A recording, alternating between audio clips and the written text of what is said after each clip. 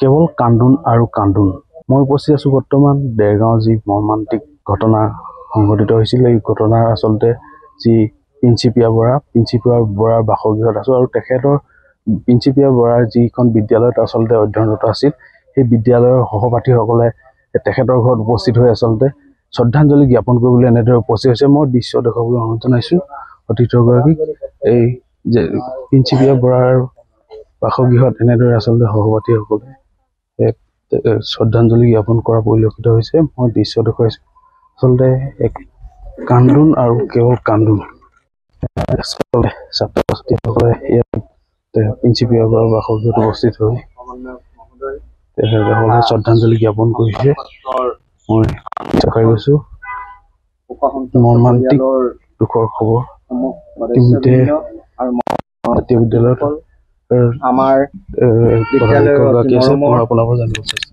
আমাৰ কণমানি ছাত্ৰী এই ঘটনাটোৰ সম্পৰ্কত আচলতে আমি কোনো কাৰণে সহ্য কৰিব পৰা নাই।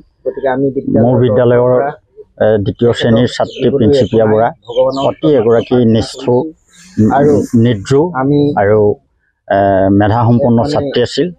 তেওঁক হেৰুৱাই আমি সকলোৱে বিদ্যালয়ৰ ছাত্ৰ ছাত্ৰী শিক্ষক পৰিয়ালবৰ্গ অত্যন্ত দুখ অনুভৱ কৰিছোঁ, মৰ্মান্তিক আঘাত পাইছোঁ।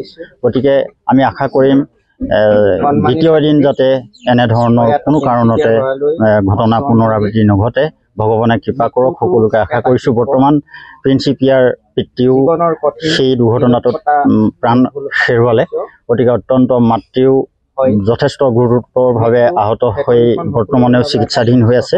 গতিকে সকলোৰে শেষত আমি যিসকল ব্যক্তিয়ে প্ৰাণ হেৰুৱালে তেওঁলোকৰ আত্মাৰ সদ্গতিৰ কাৰণে ভগৱানৰ চৰণত প্ৰাৰ্থনা জনাইছোঁ আৰু বাকী যিসকল চিকিৎসাধীন হৈ আছে তেওঁলোকৰো দ্ৰুত আশু আৰোগ্য আমি কামনা কৰিছোঁ। প্ৰিন্সিপিয়া বৰাৰ আচলতে সহপাঠী আছে, মই তেখেতৰ সকলৰ পৰাও কিছু কথা জনাইছোঁ। প্ৰিন্সিপিয়া বৰা তোমাৰ একেলগে পঢ়িছিলা?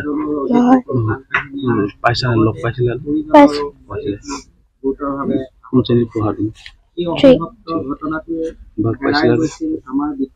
চিনি পোৱা?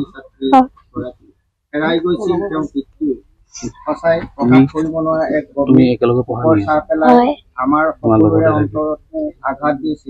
কেনেকে গম পালা? মই ঘৰতে গম পালো। যেতিয়া ৰাতিপুৱা শুই উঠিছো তেতিয়া মায়ে মোক কৈছিল যে ৰিংকি বা আৰু প্ৰিন্সিপিয়াৰ এক্সিডেণ্ট হৈছে। তেতিয়া গম পাইছিলো।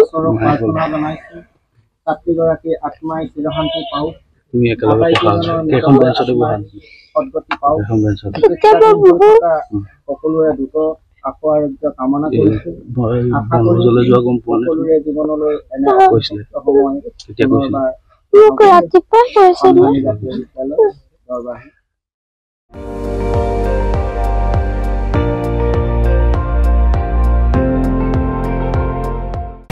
আপুনি চাই আছে ND24, সৰ্বশ্ৰেষ্ঠ নহয় সৰ্বোত্তমৰ দৌৰ।